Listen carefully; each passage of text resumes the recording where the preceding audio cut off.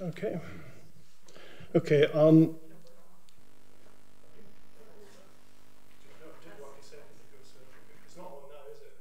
No, it was on. That's on now. I can tell it's.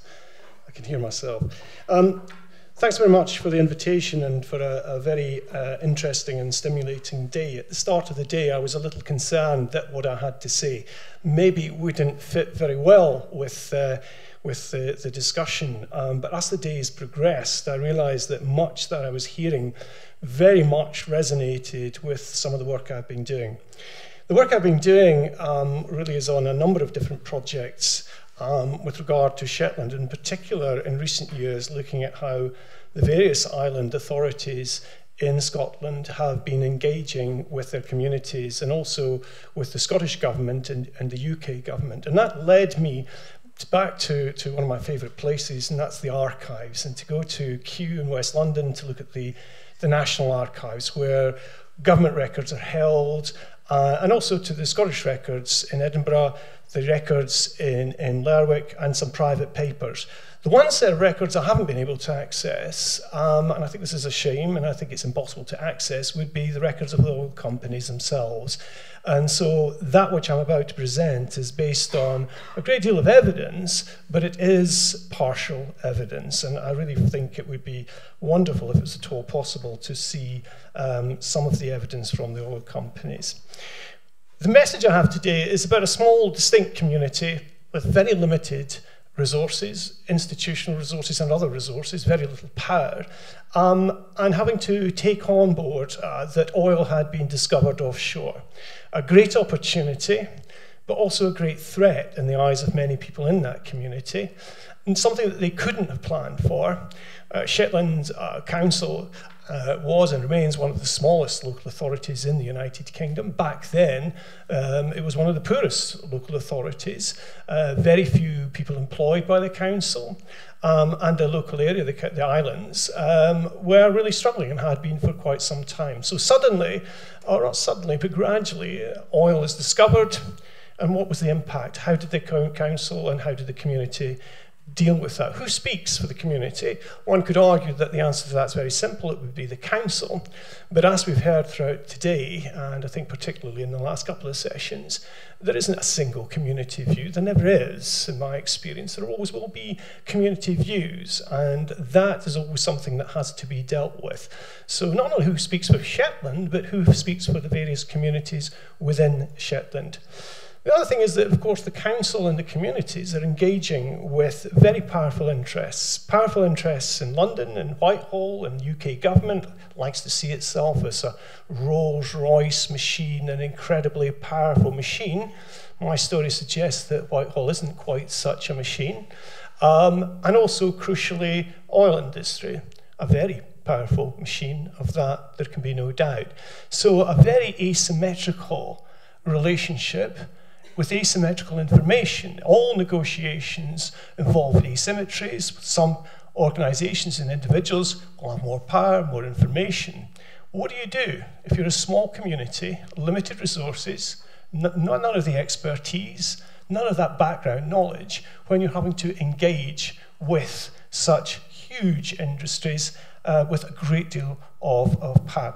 The answer is, of course, that you do your best. And I think one of the interesting things, I would argue, is that the island councils did their very best and did a reasonably good job. In retrospect, I would argue they could have done better. But it's very easy to say that today. At that time, back 40, 50 years ago, they didn't have the information that I have. They haven't seen the correspondence between officials in the UK Treasury, the Finance Ministry, with the Prime Minister of the day, with the Department of the Energy. They didn't know any of this. And of course, they couldn't see inside the oil companies and see what they were thinking. Prime Minister Jim Callaghan in 1977 said, God has given Britain her best opportunity for 100 years in the shape of North Sea oil. There's absolutely no doubt about it. When we look back at the economic history of the United Kingdom, oil was a godsend. UK was in economic decline. We'd suffered a major series of catastrophes. 1967, we'd seen pound sterling being devalued. We'd seen a series of crises, often about energy. The early 70s, 1970, 71, again 1973, 74, the National Union of Mine Workers went on strike, knowing full well that they could, quote unquote, hold the country to ransom because we needed that energy. So the thought that there could be this new energy source which would remove that dependence on mine workers was a godsend to the UK government. There's also the complicating factor that in the 1960s and 70s, coinciding, partly caused by the discovery of oil, we have the rise of nationalism in Scotland, demands for a Scottish Parliament, demands for independence. This is but one of the many posters that was produced. This actually was from the 1980s, not the 1970s, but it's my favourite poster, that's why I've used it. But the SNP, the Scottish National Party, arguing that Scotland could be a rich, independent state. That is a part of the backdrop. But it's part of the backdrop. And what I think was very interesting in the 1970s is that how Shetland managed to take advantage of that backdrop in order to make its case for ensuring it would get a good deal out of it. The other thing, of course, is chance. Chance will always be important. And it was by great good fortune that this man here, Ian Clark, was appointed the chief executive of the new Shetland Island Council. Now, he had a history of being involved in the private sector and public bodies, but not a major figure, it has to be said, as a public servant until the oil was discovered. And without the oil, I suspect he would have retired quite happily on a nice little pension and largely have been forgotten about. But he was the guy who provided the leadership for the council, not an elected member, but an official, and actually went on from leading the council to heading up the British National Oil Corporation, a UK government agency. So I think the council was very fortunate, just by chance, that he was in post at that particular point. However, we'll have to be very careful here, because a great deal of emphasis is often placed on Ian Clark. There is a view that he wasn't perhaps as great as the oil companies liked us to believe he was, because it's believed that the oil companies talked up Ian Clark's abilities, saying he's such a hard negotiator, he's getting a good deal for the community. And some people now in retrospect say, well, maybe he wasn't. Maybe that was them talking him up. I think in fairness, in retrospect, seeing the evidence, I think he was a very good negotiator. But I would also question whether the oil companies were perhaps just playing some games there, and understandably so, because that's the nature of negotiations. Shetland is distinct. And one of the interesting things is that if you read any of the papers that were produced in this period, that phrase, Shetland is distinct, recurs again and again. This is a quotation from a document produced for Shetland Island Council. They commissioned a major inquiry to look at the options for Shetland, which was published in 1978. They actually had Lord Kilbrandon to sit on this and to chair this commission. And Lord Kilbrandon was a very distinguished Scottish judge. He'd chaired a royal commission on the Constitution that had been published in 1973. So he was, shortly after doing what was an incredibly important report on the Constitution, advocating devolution for Scotland, Wales, and parts of England, he was chairing this inquiry. The key point is the perception was that Shetland was a distinct community. And I was very interested in some of the discussions about Indigenous people, whether they're Indigenous, what do we mean by it, what is a community? The key thing, I think, in the case of Shetland in the 1970s is the extent to which Shetlanders used the notion that they were a distinct community as a resource. They mobilized the idea of being distinct, that they had this historic and cultural difference in order to make the case that they should be treated specially. And that, I think, was very, very important. There's no doubt you can create evidence or provide evidence that Shetland was distinct, but what is most important is the use of that notion of distinctiveness as a resource, which I think Shetland did incredibly effectively. So before the island was discovered, Shetland was very much on the margins geographically, on the margins economically. This is the best map I could get because I was keen to get a map that included Greenland, and I've just got Greenland into this map. The map is really obviously drawn from a work on the Faroe Islands. Interestingly, over the years, Shetlanders have always taken an interest in other island communities. Indeed, in 1962, a group of Shetlanders went to the Faroes to try and learn lessons, and that has fed into debates on the future of Shetland ever after that. Key point is that the population was largely in decline over a long period of time. The local industries were fishing, fish farming and fish processing, sheep farming, knitwear was a major industry. All of these industries fluctuating depending on the state of the economy, demand for these particular goods and services, but very much living on the margins at the point at which oil is discovered. And it's worth remembering that Bergen is closer to Lerwick, the main town in Shetland, than is Edinburgh, and certainly than is London. So that geographical position is very important in understanding the nature of the oil. I want to stress, however, and this is a big theme, I think, that has to be drawn out, and I think has already been drawn out during the course of the day. The oil population in total was declining over the years, that varied from place to place. About halfway down, you'll see Lerwick, the main town. Note how up until 1971, the population was actually rising there.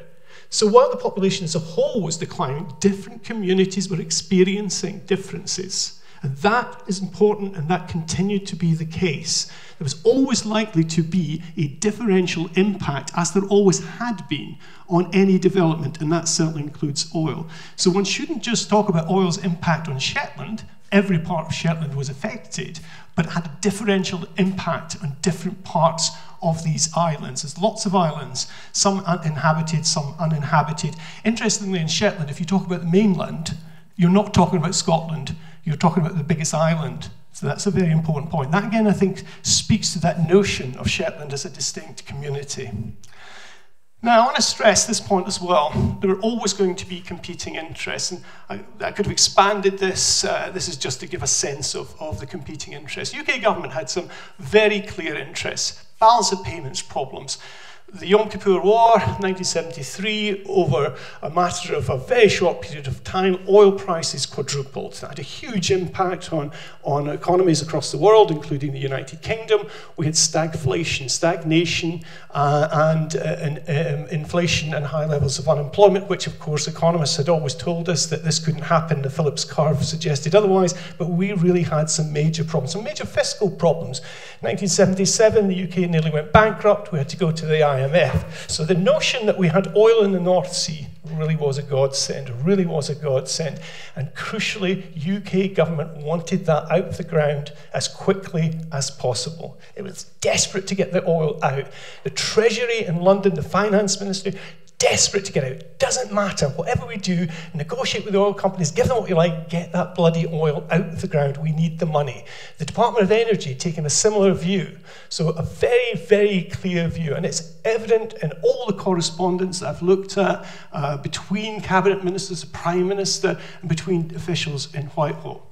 The oil companies, they had their obvious interests as well. They wanted the oil out of the ground. And for the reasons we heard from Eduardo this morning, heavy investment. And this was, of course, a part of the world where there had never been any exploration. Didn't really know what it was going to be like. How challenging was it to get the oil out of the North Sea? There had been exploration in seas before in other parts of the world, but not in the North Sea. And the North Sea presented some big challenges. Again, were the oil companies emphasizing that to try and show that this was a riskier business than it actually was? We'll never know until we get access to those files, which will probably never happen. And they wanted to maximize oil profits.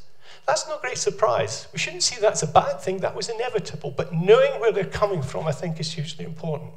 Shetland, however, had other interests. Many in Shetland were very worried about this oil coming ashore and the gas coming ashore. Really concerned, because it was quite clear that the oil would have to land in Shetland. It couldn't be piped onto the Scottish mainland from many of the fields that had been discovered. It would have to come ashore. It was just prohibitively expensive to pipe the oil from sectors of the North Sea right the way through to Scotland's mainland. There was a great deal of worry about the disruption to local industries, concerned that if the oil industry was to develop, what would happen to fishing, fish processing, what would happen to the knitwear industry. And even early on, before any oil came ashore, it was quite clear that it was having a disruptive effect. Young men were moving out of the industries, the traditional industries, to work in oil. You could earn 5, 6, 7, 8, 9, 10 times as much by moving into some parts of the industry which didn't require a great deal of skills.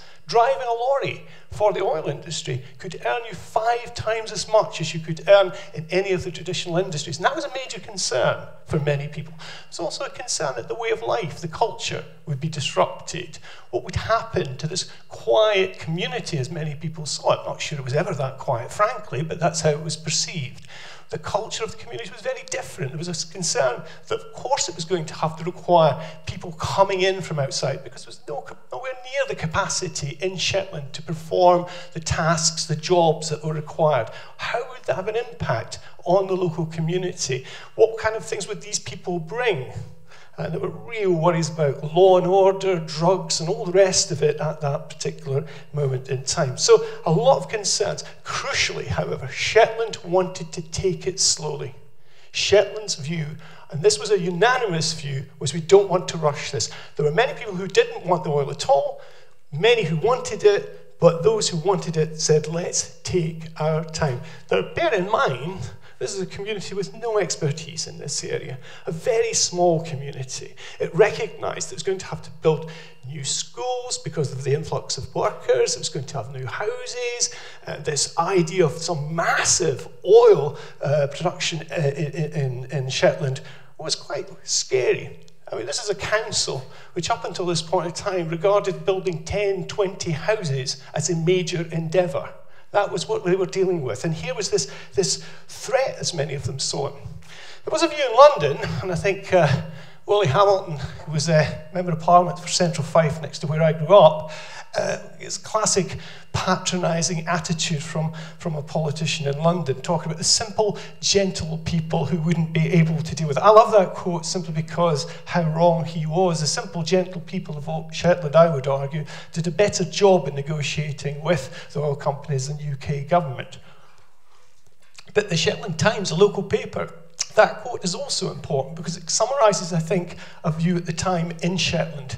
We're going to have to deal with this, but we're not getting sufficient support from the UK government. They need the oil, they want the wealth, and we know a lot of the money that was going to go there. Most of it's going to go to the oil companies, but what about us?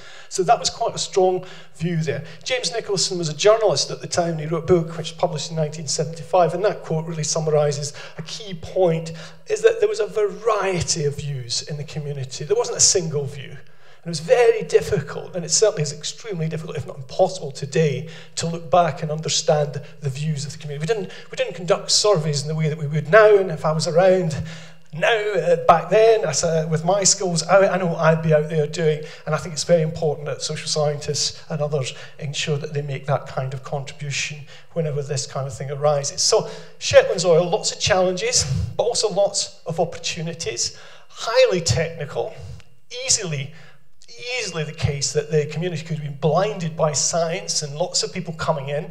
A lot of people coming in, so-called entrepreneurs, and also so-called entrepreneurs locally, otherwise known as chancers, keen to make a fast buck, always going to get that. How does the community, how does the local authority know who is a serious player, who should they listen to, who should they take seriously, and who's out there that's just in there to try and make a fast buck? Incredibly difficult. Actually, the more I think about this, the more frightening it actually must have been for the community in Shetland at that time.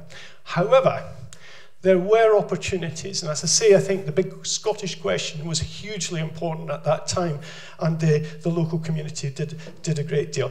I'm not going to go through this. Suffice to say, this is an attempt by me to try and get across just how significant the changes were. There was so much change taking place in a very short period of time. Bearing in mind, all of this change is occurring before a single drop of oil has come ashore. So there's a time lag. So there's no oil yet. There's still all this change and all the rest of it. The islanders realised that something was happening very early on because they kept finding lots of people crawling across the islands from the oil companies and from banks and all the rest of it. It really did. It's not often you see bankers from London or from Edinburgh up in Shetland, and by God, they were crawling around islands in this period of time. Sullom Voe is key here. One thing became very clear early on. If the oil's coming ashore, as it had to, for the reasons already given, it would have to come across ashore at one particular point. And this was the obvious place. There's a lot of investigation, lots of questions as to where it should come ashore. And Sullom Voe's just means small bay, maybe a word that's even familiar to people here, because I believe it may be a Scandinavian word, I'm not sure. Of course, this was an area at that time which was farmed by a lot of little farmers. It wasn't an area that was particularly fertile, but it was owned by these farmers. And of course, what the oil companies and others, crucially others, tried to do was to get in. This is where the London and Edinburgh bankers come in and try to do a deal to buy the land from the local community.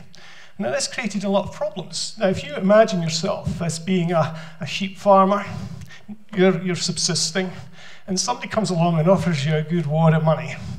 I'll buy your land, you can go and retire. That's incredibly tempting, incredibly tempting. And the council had to act very quickly. The truth of the matter is that initially the council didn't have the powers to do anything about it. It didn't have the powers to go in and prevent that from happening. So it had to try and get those powers. And one of the first and most important things it did was to have a special piece of legislation passed, the Shetland County Council Act, which was then subsequently brought within another piece of legislation. We'll go into that just now. But suffice to say that gave the council much more extensive powers than they previously had. Gave them, crucially, compulsory purchase powers, so they could go in and purchase land. Now that creates all sorts of tensions. Imagine yourself as a small farmer. This guy's come along and offering you a wad of money, and the council's saying, no, we are buying it and we'll give you this smaller wad of money. So you have these kind of tensions between individual interests and collective interests, and of course you have some people who are saying, I'm not selling. And then you get into all the negotiations and the difficulties. As we said at that time, I think the council did it in a way that perhaps would not be acceptable today. It didn't involve anything like the consultation that we would expect today. Today, actually, I mean, we've moved in Scotland from, I think, one of the least participative forms of governance to one of the most in Western Europe. We've moved a long, long way. But back then, not only was local government, but central government highly secretive, many of the decisions being made behind closed doors. That would be unacceptable today, and it should have been unacceptable back then. But it was effective. It was efficient. And I think one of the issues, listening to the debate, particularly this morning, I'm struck by, was a lot of the discussion about participation. In my experience, less about the 1970s, but certainly more recent years, and the work I do, is that participation is very important, but effective participation takes time. 6 to 8 weeks, frankly, is laughable. You cannot have effective participation in that period. I think I'm now speaking without the mic. I'm sorry, I don't know what I've managed to do to the mic. I think that's it there. You should shout out at me. Crucially, though, this County Council Act was passed. However, it wasn't passed without opposition in London. But most of that opposition in London was expressed behind closed doors within government. There was a great deal of concern that if this was given to one part of the UK, other councils would want the same. So the Department of Environment, responsible for local government in England, was very, very worried about this piece of legislation. Very, very concerned that if the council was to be allowed to do this and establish that reserve fund, essentially an oil fund, it's right, UK doesn't have an oil fund either, but Shetland has an oil fund, Orkney has an oil fund. The question was, well, what would happen to the grant that central government gives to Shetland? They were getting a very healthy grant from central government for its services. Should that be reduced if they've got this oil fund? And of course the council said, well, there's no point in having that. And so a special deal was done so that the council had this reserve fund, in fact it's really two funds, which they were allowed to use for certain purposes, and it gets very technically complex, but suffice to say they could use it for certain functions and it wouldn't have an effect on the grant they received from the Scottish Government today or back then the UK Government. So a very interesting example. And the Council was really having to negotiate this with UK Government with a great deal of difficulty, it has to be said, but publicly UK Government didn't dare criticise Shetland Island Council. In that respect, I think the council behaved very well. It comes back to my point about using their identity to mobilise support and, of course, saying, well, maybe we'll go with Scotland if Scotland wants to become independent, or maybe we'll go with the UK. And that's been the big theme of the island councils. In fact, I could go on endlessly about how they've behaved in that respect, particularly in the recent independence referendum, but I won't. So the key point is that the local authority became the spokesperson, the official, legitimate authority for the islands. Now, I think there are some issues with that, because the authority was the council, and that meant all of the islands. It didn't necessarily mean that particular localities, their voice could be ignored.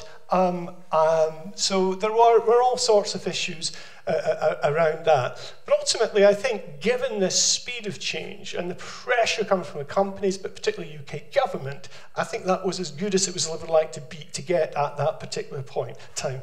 So rapid change. I'm not going to go through all these because I think I could spend too much time in it. These are just some quotes from some of the archives from Cabinet Office, Department of Energy people. Suffice to say, some of these quotes really capture some of the challenges and the recognition that this island authority was not powerless.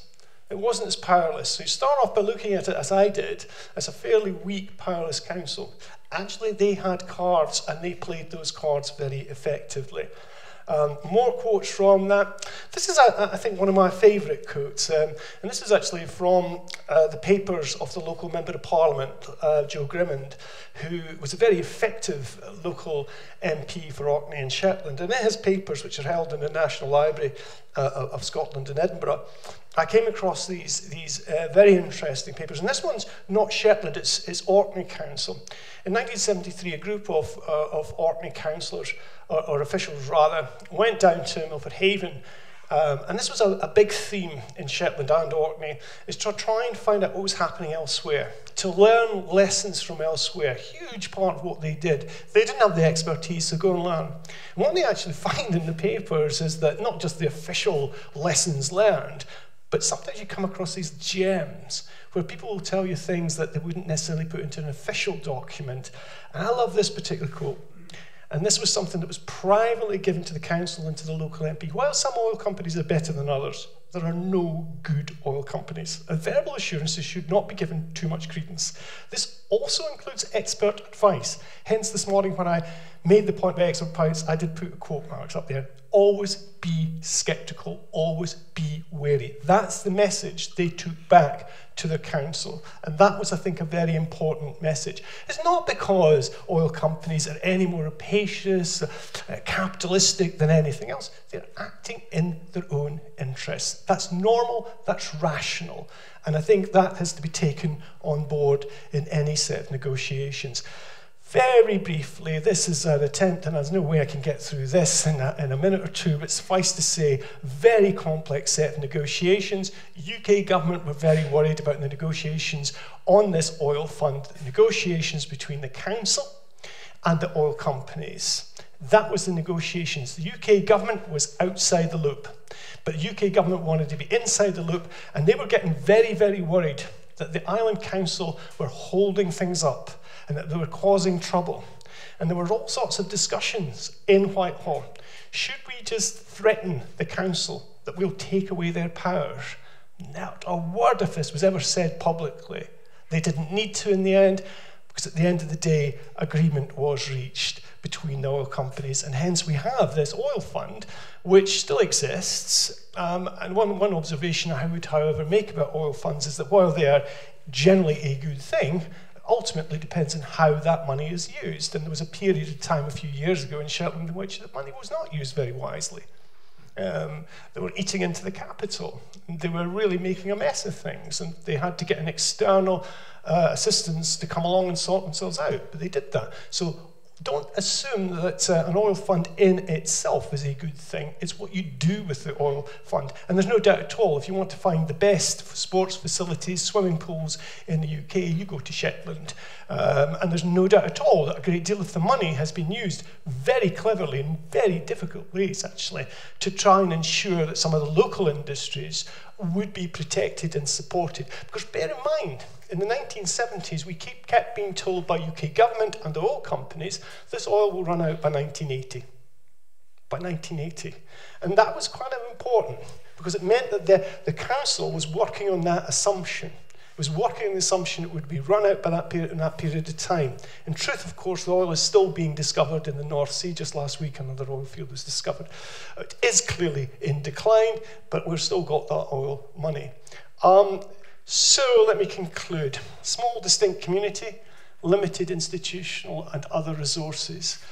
Yep, absolutely.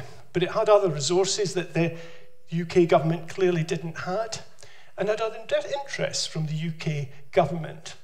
It managed to do what I think reasonably effectively, given that it was a small community. I think it did it very, very well. However, in retrospect, there's no doubt at all that the winners, without any shadow of a doubt, and a capital, massively capital W winners, were the oil companies. They had the knowledge. They knew full well that the oil wasn't going to run out by 1980. They weren't going to say that. They will always play games. It would be mad for them not to do that. And in their shoes, who wouldn't do that? But I think it's very important to acknowledge that. I think it was very difficult to articulate common community interest. I think that would be more difficult today, because today we would expect much more participation. And that would mean that things would be drawn out much longer. That might have helped the UK government. And there were very, very powerful interests at play. So ultimately, I think it's fair to say that Shetland did pretty well out of the discovery of oil. And one way of measuring that is to look at the state of other industries in Shetland. Unknown to most people in the UK, the main employer, the main industry in Shetland today is not oil. It's fishing and fish processing. And part of the reason for that is that some of the resource that came into the oil fund has been used to help in the development of the harbour facilities and so on and so forth. And there was always this view in Shetland, always this view, that the oil would eventually run out, and they had to always plan for that day.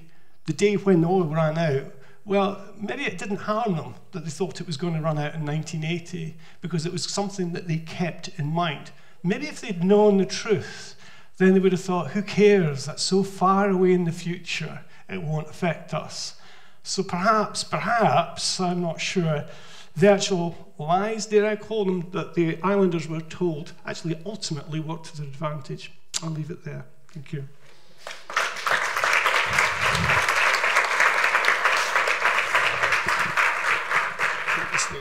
Well, thank you very much, James. That was very, very interesting and lots of lessons, and it fits so well with what people have been talking about today.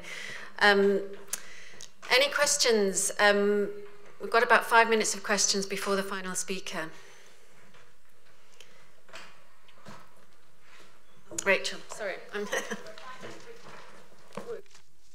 Thank you. One of the reasons I invited James today is because although Shetland Islanders are clearly not indigenous, we do see this balance between the traditional fishing and crofting. And I just wanted to explain a little bit about what James was saying about small-scale farming. There's a special farming tenure system in the north of Scotland called crofting, and it basically is subsistence farming. It was traditionally subsistence farming, entirely subsistent, very small plots. Nowadays, crofting is conducted usually as a part-time activity, so it's also a way of housing, of making sure people stay in communities. It's a way of keeping people in villages by tying them to the land, but they also have paid jobs outside. So you might well have people who are crofters who work for the oil industry, or where I grew up, who are crofters and work in the nuclear reprocessing site, in which case everyone's off work in April because they all suddenly have bad backs when the lambs start to be born. One question. I would like to ask who own the platforms when they start pumping up the oil at the Shetlands? The platform. Do you mean who owns some of those? Yeah. Some of those are owned by the oil companies. Okay. They're obliged, once the oil goes to get rid of the whole terminal. It's massive. It's massive. It's going to be a lot of work will be involved in that. And a great deal of the work was done around what was called disturbance payments. In other words, the community is being disturbed, but it's going to be short term. So you want to ensure that once it has ended, the oil companies are under an obligation to clear up the mess. Okay. I can see too that when I Google that, Shetland discovered the fuel hopes for the United production this spring, 2017, which will have a lot of impact of the economy of the Great Britain. Yeah. Sorry, did you say? Will have impact of the economy of the Great Britain, England. Yeah, I mean, the truth of the matter is, so people make much of the Thatcher years and the economic changes there. None of that could have been possible without North Sea oil. And the oil started to come ashore in the late 70s, I think it was 70, but really came ashore from about 1980, and it was vast wealth coming ashore, and most of it was going, I mean, in terms of the tax take, it was going to the UK Treasury, and it kept this country, my country, afloat. It would not have survived without that North Sea oil. That was the key to it. And I must say, I find some of the economic histories of that period just bizarre, how little attention has been paid to that. Some of the best do, and certainly some of the works on oil make that very clear. But it was a massive boom for the UK. I mean, it's difficult to remember what it was. I remember living through, in 1973, 74, when we had the crisis, and we only had 3 days a week of energy, and so on and so forth. And I remember the IMF crisis and so on and so forth. I was going to say it's all behind us, but now we're back to it after 2007-8. But there's no doubt at all that the oil was a major, I mean, Jim Callahan was right, a major godsend. So you want to have a break, Jason? Sorry? You want to get out of the EU? Oh, don't start there.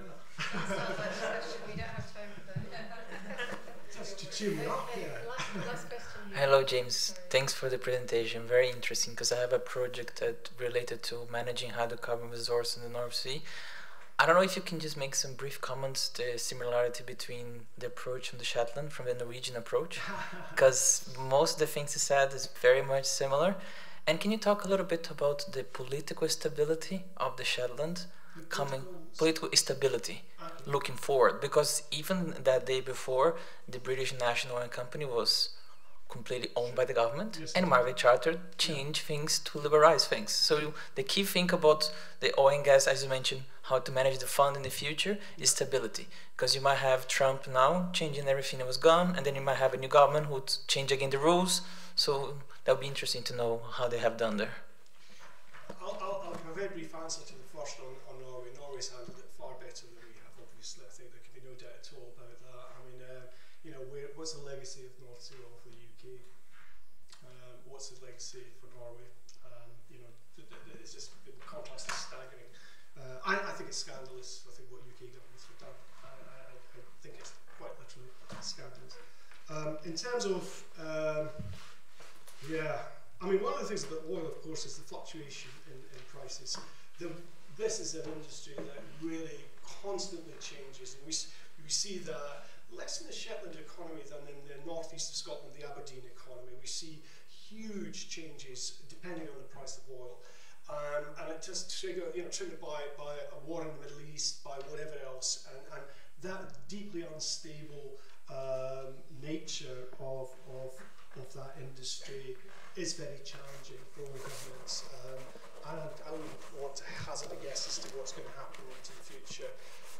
The only thing I would say is that it's still there for a while yet, but I think you would be very wary of making too many assumptions as to the value of the oil over the long haul. And one of the interesting things the Scottish government's been trying to do over the last decade is to try and basically make use of the economic prosperity that still is there is to make the shift onto renewables, which I think is a very wise long-term thinking. Getting governments to think long-term is not easy. Thank you very much, James. Lots of wise thoughts. So finally, I'd like to, sorry, there you go. Thank you very much. Finally, I'd like to welcome George Barmalov to the podium, Associate Professor of the Global Economy and International Business Chair at Pskov State University in Russia.